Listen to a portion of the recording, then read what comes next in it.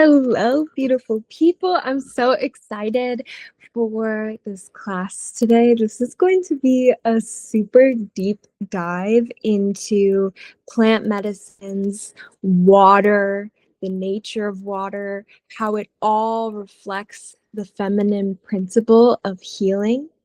And we're going to be talking about bringing together this whole ecosystem that really allows for this to be a reality that you can actually ground into in the physical world, no matter what, right? I talk a lot about neurodivergence. And so this class is really going to be for the people who resonate with that. And we're going to talk about why that is, the sensitivity aspect, and how this is all part of what I've been calling Sophia's arc. And I'm so excited to bring this into our water space, into the Tranquil trajectory space, and just be this beacon of this reflection for you. So let's get into it. I'm super excited. We have a lot to talk about. We're going to get into some science. So buckle up, get a glass of water. I have some Kangen here, of course. Actually, cheers, everyone. Okay. Make sure you're ready to lock in. This might be a little over an hour. We do have a lot to talk about. And I'm going to stop saying that and I'm going to get right into it. Let me just get my controllers. There we go.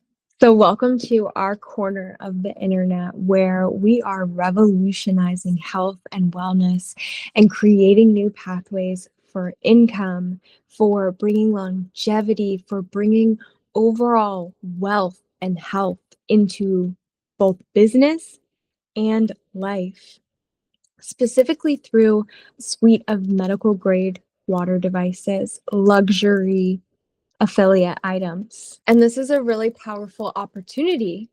We won't really get into that in this video, but that's kind of where we come from and what we're about and what we do and why we're so passionate about creating education around these taboo topics. And really our goal is to just create a lens that you can see through and peer through and decide if it's right for you. Take what resonates, leave what doesn't. But this is an eye-opening perspective that may help you to look at things differently so that you can actually shift your life from the inside out.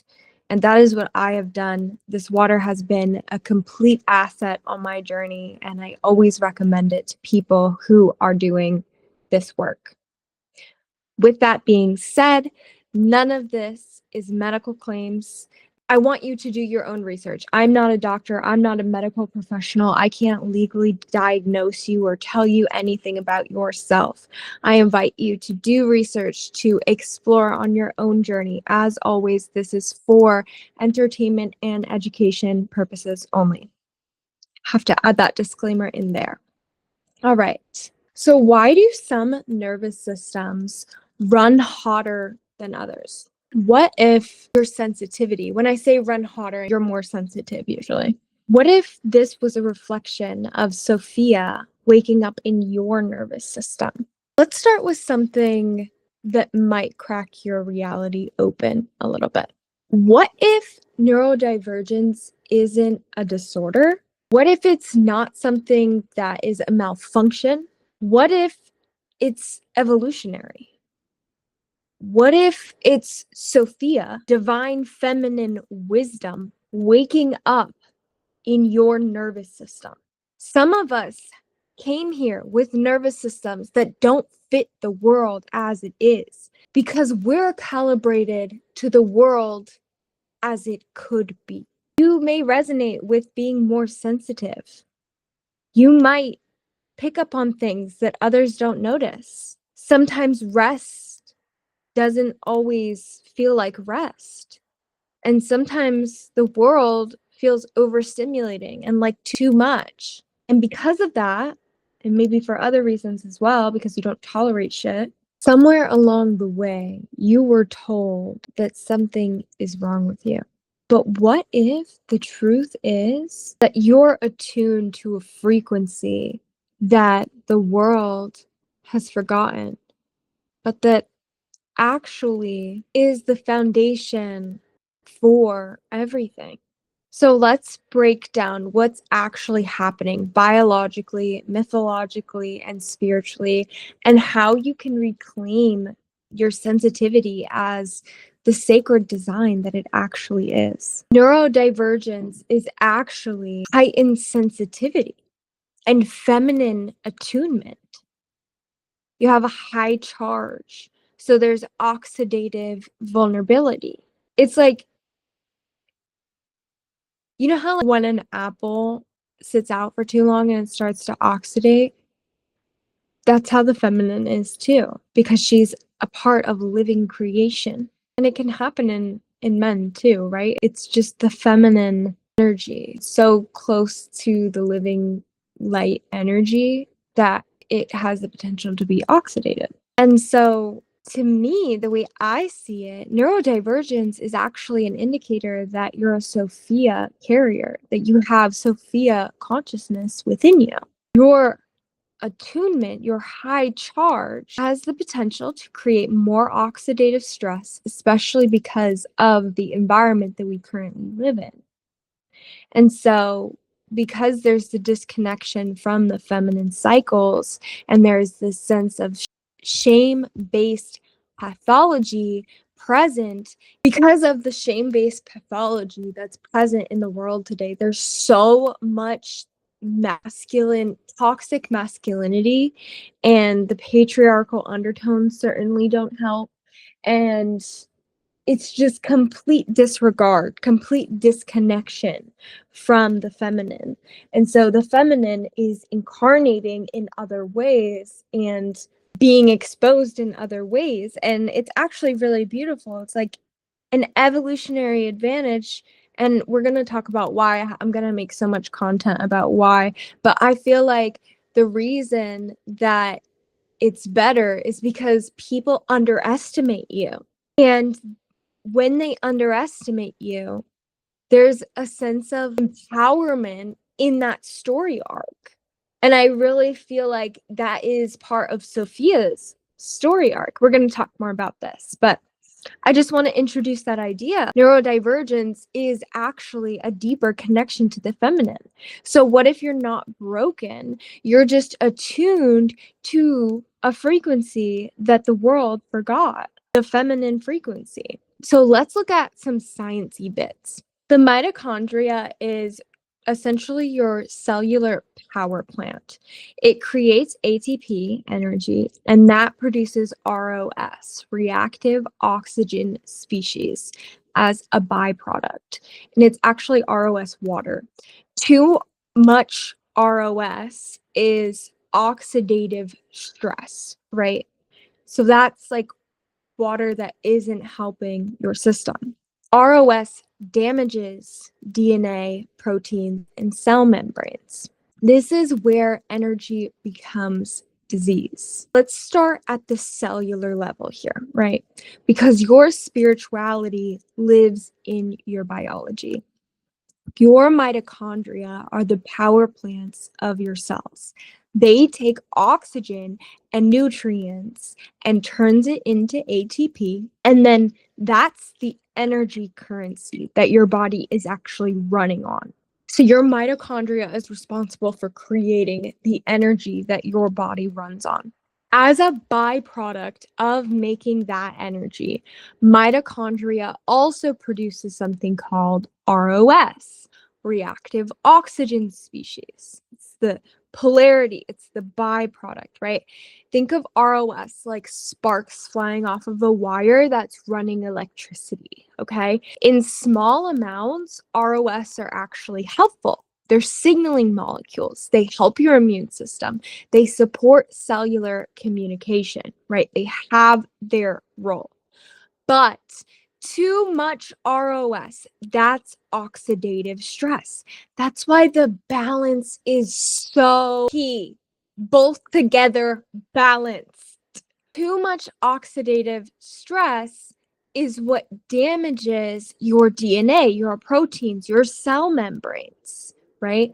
This is actually the root mechanism of cancers, diabetes, neurodegenerative diseases like Alzheimer's and Parkinson's. So your body is essentially creating energy that when your body has to continuously create energy, if you're like burning yourself out all the time, which is basically what patriarchy turns us into, and the war economy, that's exactly what that pushes.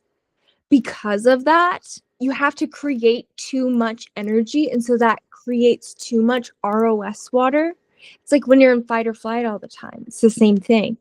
And so it creates too much, and then you're left with the byproducts overloading the system, and that's what creates the excess. That's what causes cells to mutate and do create unhelpful cells, right? Create disease cells. So it also creates chronic inflammation, which is really at the basis of any disease. Chronic inflammation. Any sort of something going bad in your system usually has to do with inflammation, and that leads to accelerated aging and the neurodegenerative diseases, right? And all the other terrible consequences. So the question becomes, what causes your mitochondria to produce too much ROS, right? Because it's not just you're creating too much energy, but that is one reason. But let's talk about all the reasons. There are a few big players when it comes to the things that damage the mitochondria. The first one that gets a lot of people is not enough antioxidants. So if you don't have enough glutathione, that's your body's master antioxidant, and people who are born with neurodivergence or other related issues, right? Nervous system issues, a lot of them are not able to produce adequate glutathione. That's your body's master antioxidant. Also, a few other antioxidants are vitamin C, vitamin E, selenium. When you don't have enough of these, the ROS runs rampant. There's nothing to catch them before they damage your cells, right? They're not being absorbed back into the system in the way that they're meant to. Chronic high blood sugar happens also sometimes. And so when you eat refined sugar or processed carbs, foods that really spike your blood sugar repeatedly, your mitochondria get overwhelmed. Excess glucose creates excess ROS. This is why diabetes and metabolic dysfunction are so inflammatory. It's all about the water in your body. And that's why we really recommend drinking this water, you guys, because it mimics the living waters within our body and has antioxidants in it that are formed naturally. If you want to learn more about that, we'll talk more about that at the end a little bit. Another big player is nervous system dysregulation, as I was talking about. So when your system is in chronic flight or fight, your mitochondria are producing energy at faster rates. So that higher energy production creates that ROS. And then also disconnection from cyclical rest is also a key one. So your mitochondria were designed to work in rhythm. Feast and fast, activity and rest, summer and winter. When you override those cycles, your mitochondria never get to recover. Also, if you're not connected to your feminine cycle, your bleed and stuff, if you're not connected to that, it really does have.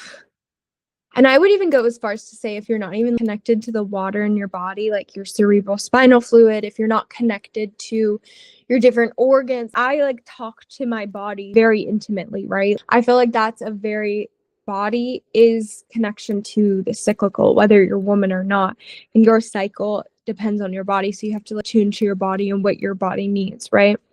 So your cycles might look different than what I've listed. You might have your own unique rhythm, but the idea is the same, right? Here's the thread that I really want you to see. All of these, high sugar, constant activation, lack of rest, these are all symptoms of disconnection from the feminine principle. The feminine is cyclical. The feminine is receptive. She's not always doing and being, trying to do so much, right?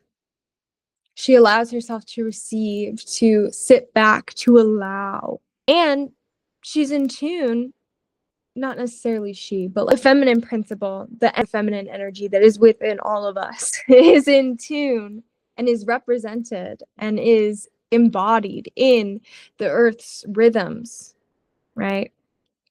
So, sugar excess, nervous system overdrive, ignoring your need for rest, these are all expressions of patriarchal demiurgic consciousnesses. And your mitochondria are what pay the price for that.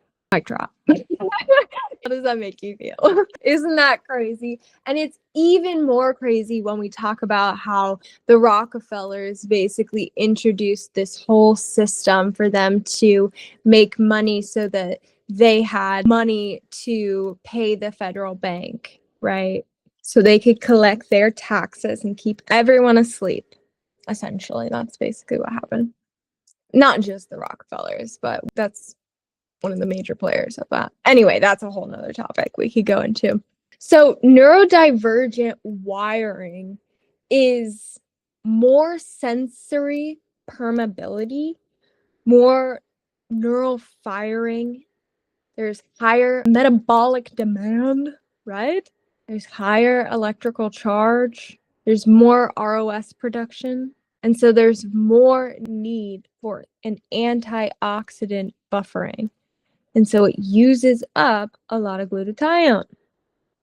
So neurodivergent systems tend to run hotter. Let's zoom in on why the mitochondria are paying the price specifically in neurodivergent systems. Neurodivergent nervous systems like ADHD, autistic, a combination, HSP, highly sensitive person, gifted, are wired differently than the normal brain, right? So let's zoom in on why this matters for neurodivergent people specifically. Neurodivergent nervous systems, ADHD, autistic, combination, highly sensitive person, gifted, these are all wired differently. There's more sensory permeability, so you take in more data. There's faster neural firing, so there's more electrical activity. There's this higher metabolic demand because your brain is burning more energy. So you're basically thinking faster, you're measuring up to meet the needs of capitalism. I'm sure this is how this has evolved. You were measuring up to meet the needs of capitalism, and now you're so able to see all the patterns, all the things. It's actually made you, as a byproduct of capitalism, the feminine has been birthed, essentially. And so the feminine shows up in these ways in your brain, literally. There's more charge running through your system, but that charge actually creates more ROS production. And so your internal wiring is basically operating at a higher voltage, and that's really not a flaw, that's designed. But the thing is, most neurodivergent people also have genetic variants that make it harder to produce and recycle glutathione, especially quickly like that. These are things like the MTHFR mutations and also methylation issues. This means that you produce more ROS because your system is firing up all the time. And you have a less glutathione to actually buffer it. It's like your body's creating more sparks, more ideas, more energy, but it has a smaller fire extinguisher. And so you can't manage it. You can't actually utilize it effectively because the glutathione glutathione, the feminine, isn't there to meet you in your brain. And that is largely because the food that we eat has been deprived of its nutrients. The water that we drink has been stripped of its. And so we're not getting it from the food like we used to. And so the feminine is showing up embodied, but it's not able to be supported through the lifestyle that we're living. And so the energy is there, but we can't fully embody it because we've been cut off from these things. And that's why getting knowledge, first of all, and then getting access to those things is so vital and so important. So essentially, what happens because of that overload is oxidative overwhelm, sensory overload, chronic inflammation, nervous system exhaustion. And then because we love to demonize this, so we live in a culture that doesn't understand this, you get pathologized. You're too sensitive. You can't focus. There's something wrong with you. But nothing's actually wrong with you. You're just Sophia consciousness trying to operate in a demiurgic world that's forgotten how to honor sensitivity. And that's the truth, baby. So, glutathione is the inner feminine. It's protection, it's fluidity, it's restoration, it's the boundary of the cell, right? And so, when we don't have enough of this, we're essentially getting intoxicated from the inside out. Neurodivergent people often have these MTHFR mutations and methylene issues, like we've talked about. And so, this lower glutathione production is actually detrimental to them. And so, because they also have the harder time recycling the glutathione, and it's the body's master antioxidant, and essentially the womb inside the cell and the feminine protective principle, right? It's like lacking this structure of protection. And I feel like that's largely reflective of the 3D world that we live in. And that's the glutathione gap. It's by design, guys.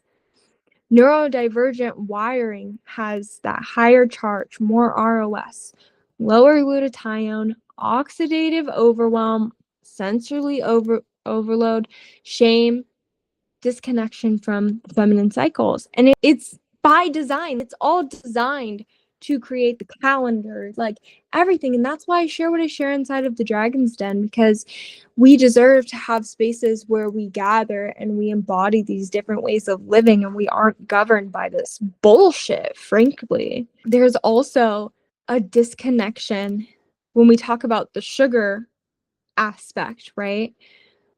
Excess sugar, whether it's refined or processed, causes blood sugar spikes. That causes mitochondrial stress. And this is all a result of being disconnected from the earth, disconnected from growing our own food, from nourishing ourselves, from finding things that actually fuel our body, from actually being nourished by the plants that we plant into the soil, because we haven't depleted the soil from over farming and pesticides, right? And toxic runoff and other pollutants. This is just our body reflecting what's going on outside. And it should be a wake up call. But instead, we demonize it, right? We say, this is bad. This is wrong. This isn't what we should be allowing. Or, like, we need to study these people, bro. It's crazy. And then another thing that shows up as is the demiurgic trap. And that is utilizing shame as fuel for the moves that you make in your world. And that's largely what the patriarchy programs us into doing. The demiurge, the false creator consciousness, feeds on your disconnection from your Sophia nature. This is exactly what keeps the cycle going. The demiurge, right? The false creator consciousness, the architectural intelligence of separation and control. He feeds on your disconnection from your truth, from your feminine, right? And so that's why the system is set up the way it is, because those are archonic forces. But here's the thing: Sophia rises. And that's why they've suppressed the story and they said it was not part of the Bible because it is the blueprint. Inside of the membership, we also have deep dives into this mythology and many other mythologies as well. The most efficient way to keep you disconnected from your feminine is shame, to make you feel like something is fundamentally wrong with you. And so instead of trying to actually support the people who are neurodivergent or who have issues like this, or just like regular people, half the population, I would say, is actually dehydrated. That's not a claim, that's just me saying shit. But I think the majority of people I speak to are actually living in a dehydrated consciousness. And that's not me being up on my throne or whatever. It's me genuinely concerned for the state of humanity. And that's one of the reasons why I'm really passionate about sharing about this water, because it really does change your life. It changed my life from the inside out. So shame is one of the things that the patriarchy forces, right? Make you feel like something's wrong with you instead of actually acknowledging why these things emerge and actually dealing with them. We're just trying to suppress them. And I think that is what we do with a lot of things. So we instead spend our energy trying to fix ourselves. We mask our sensitivity. We try to fit into the structure of society. We apologize for our existence. We seek external validation. We want to stay small. And we never remember that we're divine. Because as long as we're operating from shame, we're not available to recognize that we're actually a living incarnation of Sophia's arc. That's the thing. The powers that be that are seemingly against us, really, they're inviting us to step into our power, actually, and that's what this is all about. They don't need you to be completely defeated. They just need you to be ashamed. That's enough for them because shame keeps you externalized. It keeps you, and likely you're in that state because you're externalizing everything. It keeps you looking outside for answers and dependent on systems and authorities and fixes. And you keep seeking and searching, and then you keep buying courses and you keep doing this and you keep trying to find that one thing when it's never actually really one thing. It's a state of being. It's a world. It's the world that you're creating around you, the world that you're choosing to ground into and live in. And so instead of being able to access all of that, you're actually just feeding the machine.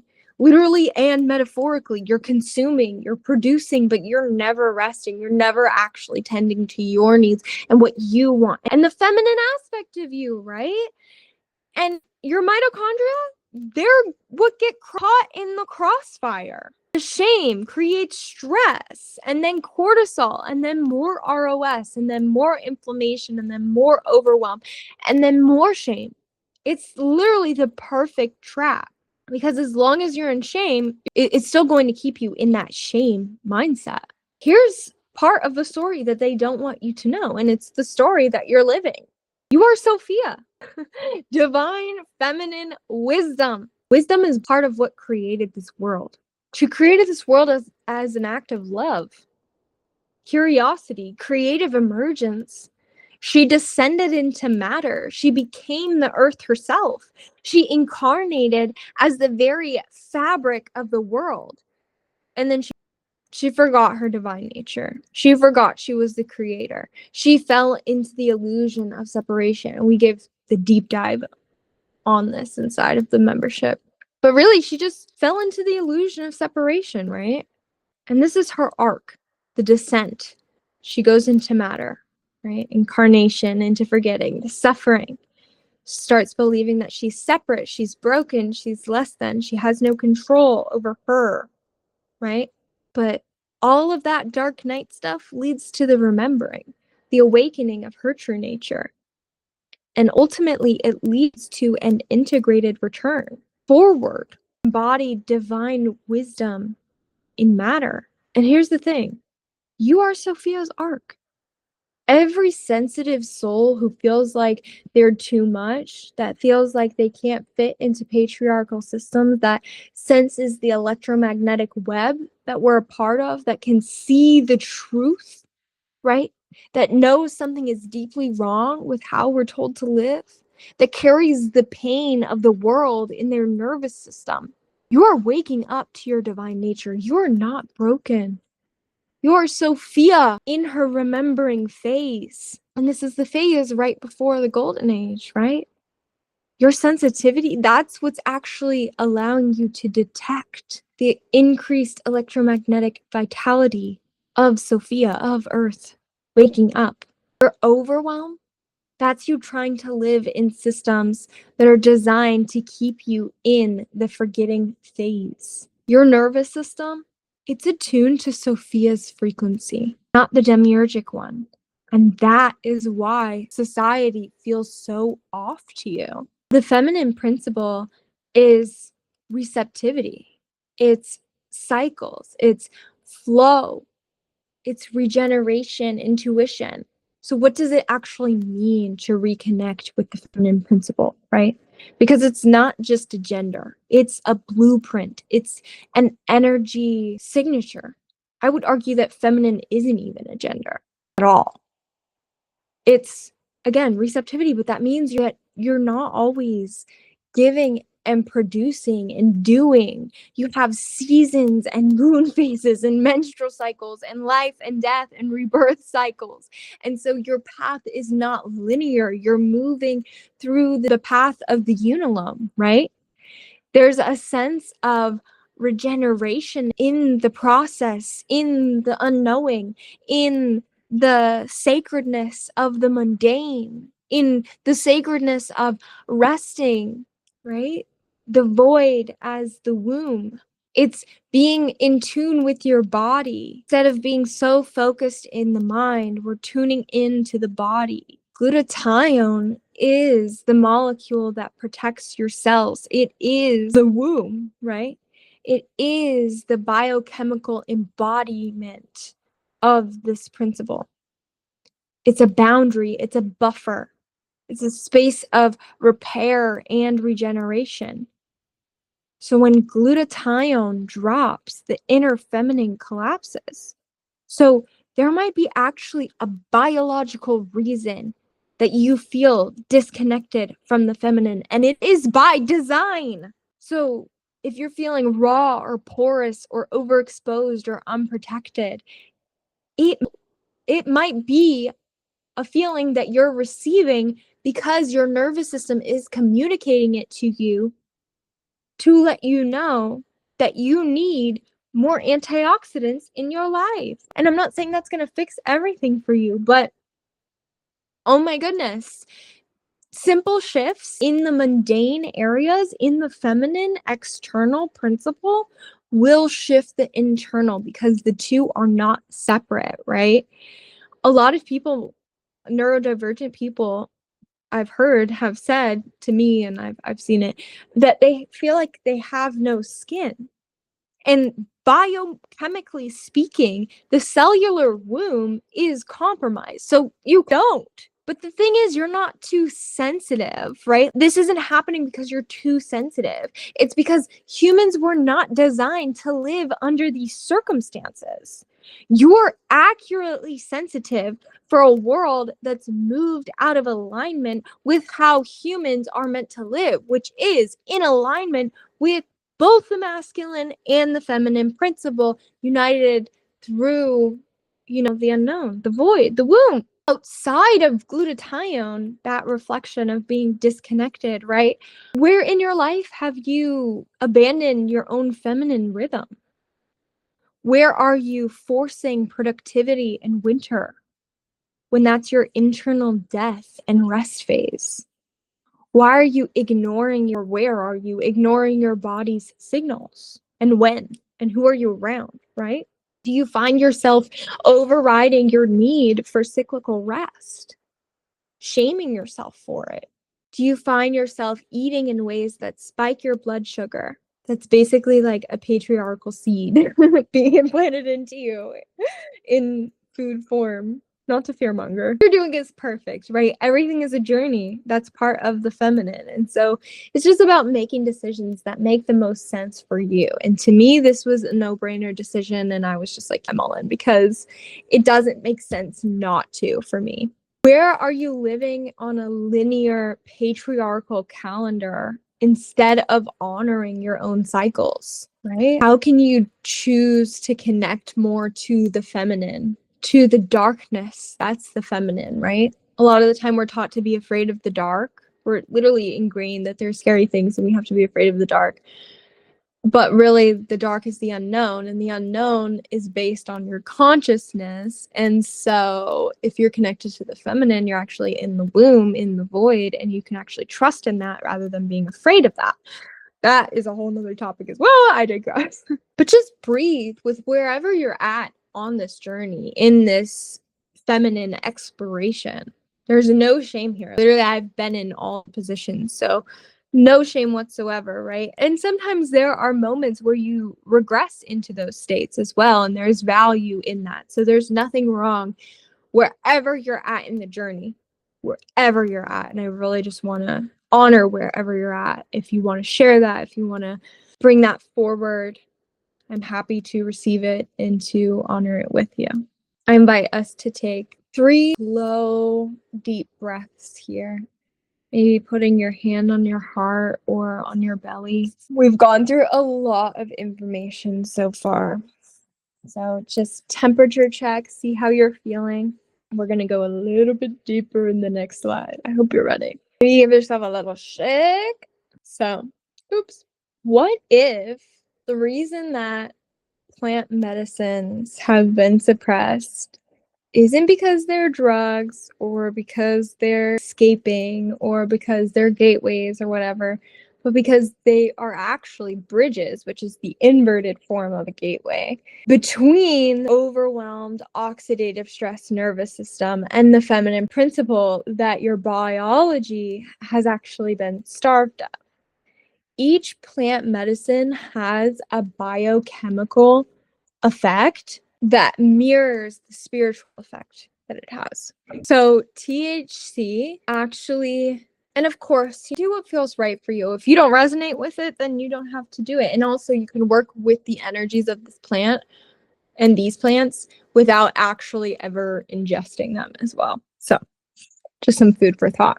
So in THC in the body reduces ROS because it's an antioxidant. It calms the nervous system and activates the parasympathetic nervous system. It supports glutathione function. It reduces inflammation. And then in the spirit, it softens rigidity. It opens receptivity. It brings your system back into the flow and it reconnects you to your sensory experience.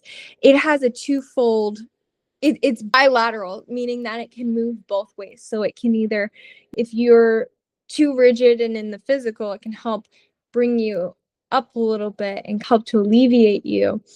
But the thing about these is you have to do the work of actually integrating what the plant is showing you. But then also it can bring you down into the body if you're too floaty, too up in the air, right? That's one of the amazing things about THC. I actually did a TikTok video about that. Psilocybin, or mushrooms, as many people know them, in the body, they help with neuroplasticity. So they help to rewire stuck patterns.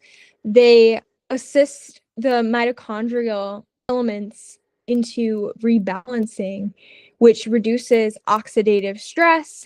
And then that resets the default mode network. And the default mode network is like how you're operating in day to day, the set of rules that your brain adheres to and considers normal. So it helps you to reset that. And that's why a lot of people tend to have ego deaths with psilocybin. But you can also microdose psilocybin. And so it creates a mental barrier protection with the glutathione aspect because it's reducing that oxidative stress and rebalancing the mitochondria function.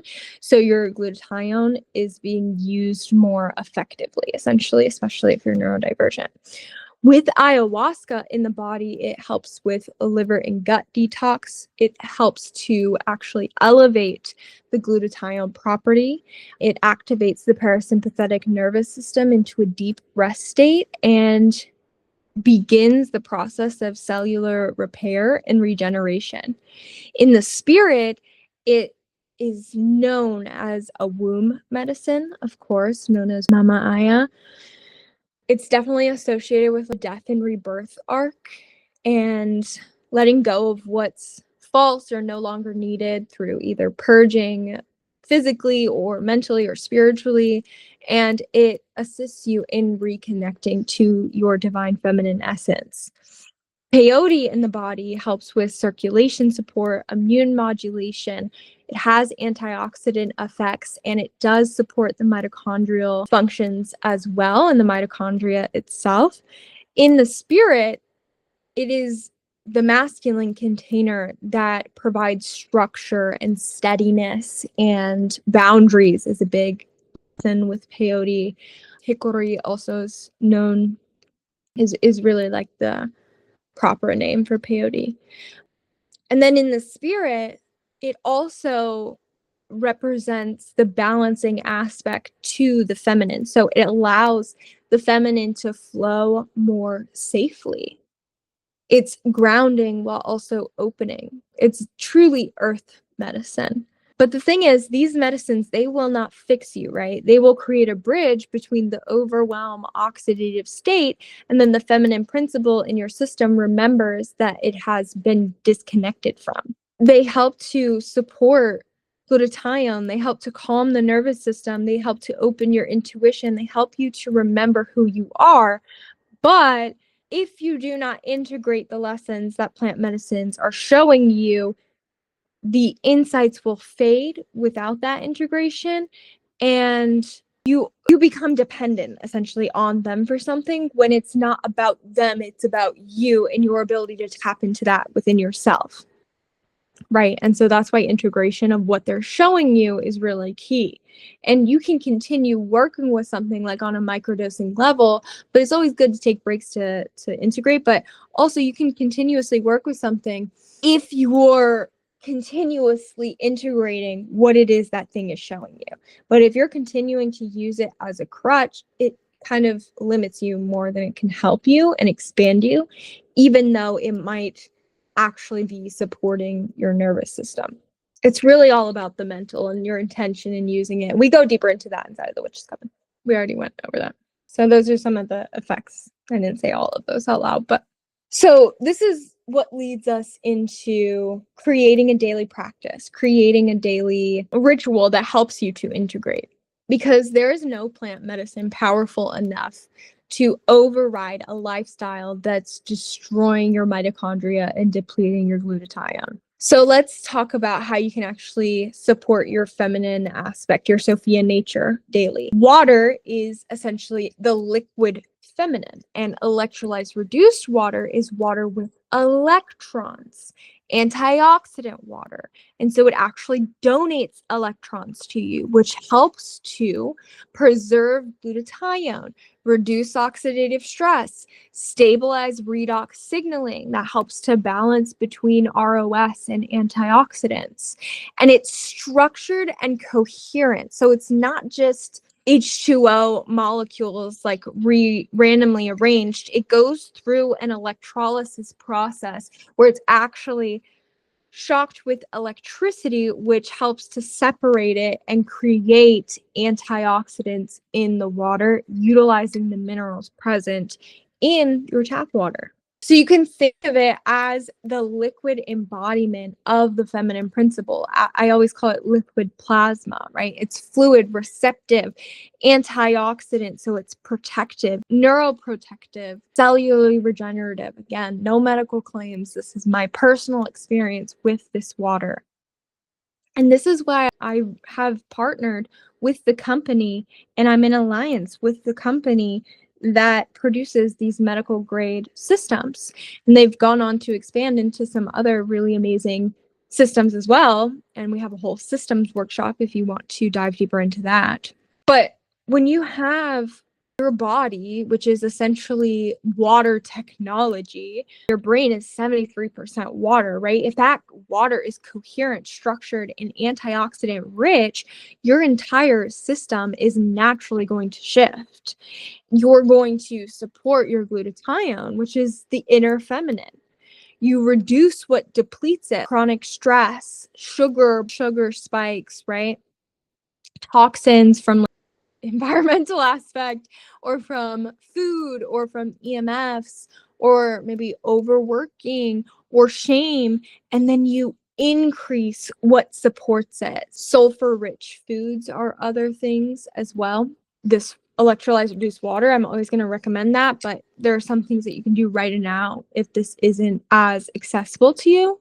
Although I would argue it's worth it to make it accessible to you, but that's just me. Milk thistle is also great. Sleep, actual parasympathetic rest, gentle rhythmic movements like walking, yin yoga, shaking, right?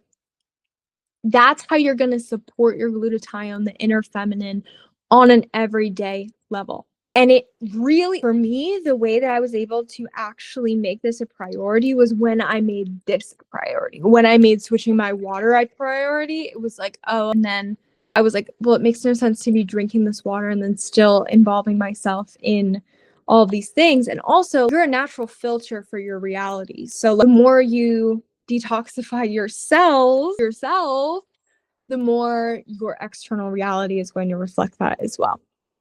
Another component is to honor the cycles.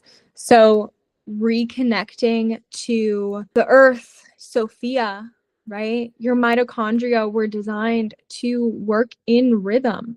Find your rhythm. Eat cyclically, eat seasonal foods. Don't eat processed sugar year round. Rest in the winter.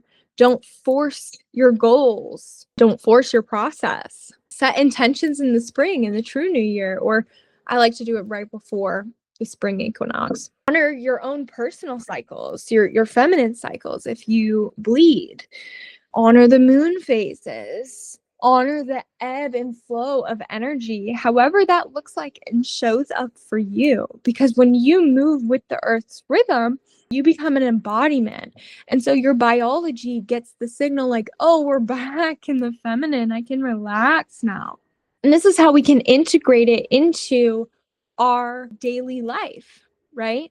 I invite you into taking a time to either in the morning or in the evening, or ideally both, to either drop into a somatic practice or really just like feel into your body for a few moments, because that's going to connect you to the feminine as well.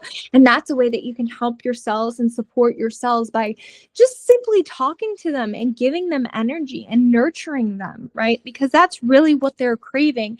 We can do the physical things of nurturing them by getting water and, nourishing foods, but also an aspect of that is actually tending to your own nervous system by holding yourself and feeling yourself and being there for your body and your womb, especially also the knees, the legs, the ankles. We often neglect these parts of ourselves. And so bringing in this self-touch can also be something that can be really powerful, whether it's in a somatic practice or just a daily morning or evening ritual.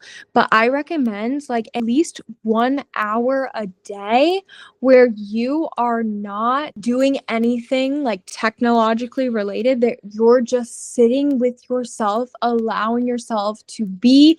Maybe you do something like crafty, but you don't necessarily have to. Take yourself and take some time to just do something with yourself. Maybe you read, but you don't necessarily have to, right? It doesn't have to be this like continual doing something, but just taking that time to be with yourself, be present with yourself.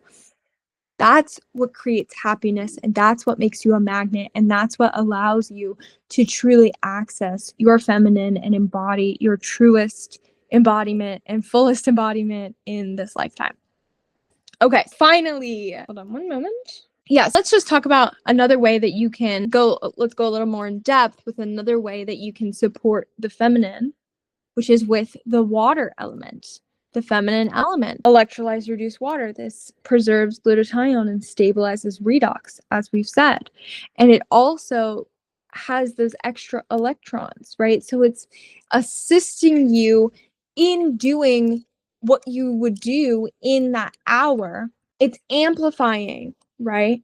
But you can't necessarily access that same level if you're not doing the work outside of using the tools. And so that's why I'm really passionate about teaching the tools, so that you can get a jump start and then introduce the systems. Here's just, I want to take a screenshot of this. This is what will help you to reduce ROS and to boost glutathione.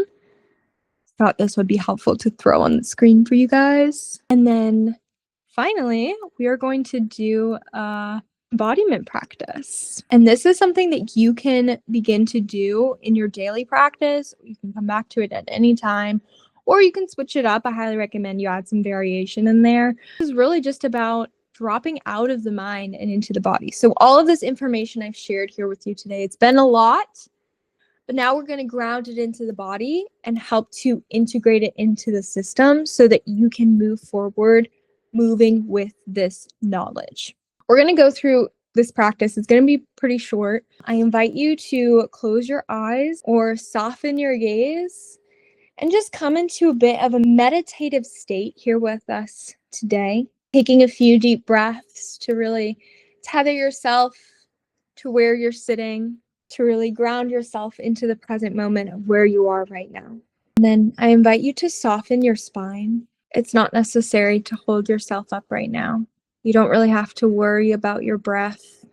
Just let it be easy. Be aware without trying to control. I want you to imagine a stream of water entering your body through the crown of your head. Cool, slow, flowing in without any sense of force, just arriving. This is the feminine principle in its purest form. Let it pool behind your heart. Feel it gathering there like a reservoir.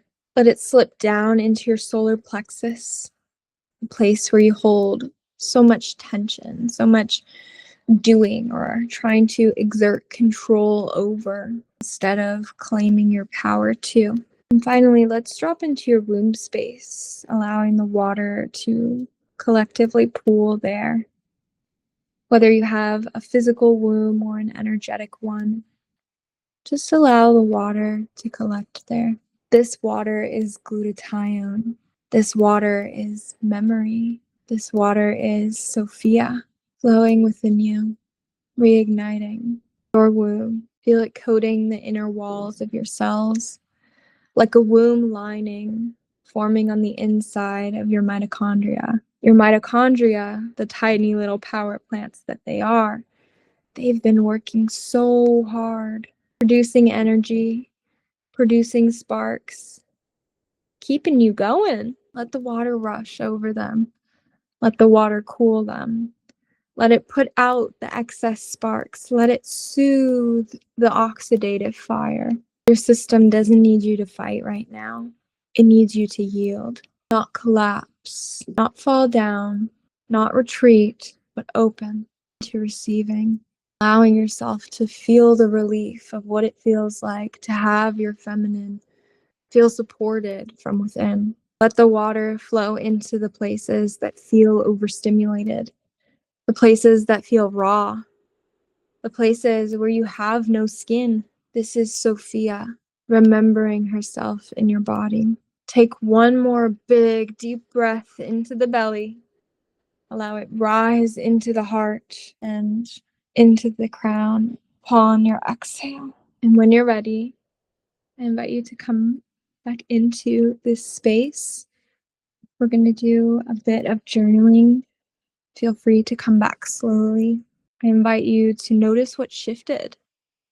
Might be subtle, might be obvious, but your body definitely just remembered something. So before we close out here today, I want to give you a question. Where can you honor your feminine rhythm today instead of forcing masculine productivity? How can you create space for the feminine today? Not necessarily like the next month or whatever. No, we're not talking about that. Just today. What is one thing that you can do today? How can you honor your feminine rhythm today instead of forcing masculine productivity? Where is one place that you can rest instead of push? That you can receive instead of give? That you can flow into? How can you begin to more deeply trust your body instead of override it? And I want you to journal about it. I want you to write it down. And then I want you to do it. Okay, that's the other component of this. You actually got to embody it. So let's really fully bring this home. Here are the things that I really want you to remember. Your sensitivity is not a disorder. Okay. You are connected to the divine feminine, and it is waking up in your nervous system. Your overwhelm, your symptoms, they're not to be pathologized. Okay. Your body is detecting that the world is out of alignment with natural cycles. It's doing what it's supposed to do. Okay. Your mitochondria, there's nothing wrong with it. It's just running in an environment that doesn't honor rest cycles or the feminine principles, which is literally what it embodies. And so it is distorted. But when you support your glutathione, when you drink antioxidant electrolyzed reduced water, when you honor the earth cycles and your own cycles instead of the patriarchal concepts and calendars that we're fed and indoctrinated into, when you do your shadow work and your integration work, and when you unite yourself with people who are doing the same, and you utilize plants as a gateway when you feel called, and even just like your daily life with various herbs and things like that as a connection to the feminine nature, then you stop feeding the demiurge. You stop operating from shame and you reclaim your sovereignty. You become the integrated return. You become Sophia, awake in matter. You become, once again, connected to the pleroma, but in your human form. This isn't just about personal healing, right? This is a shift. This is a movement. This is a collective remembering, and you are part of it. We all are. Sensitive souls are waking up. Neurodivergence is rising. Sophia is remembering herself through you.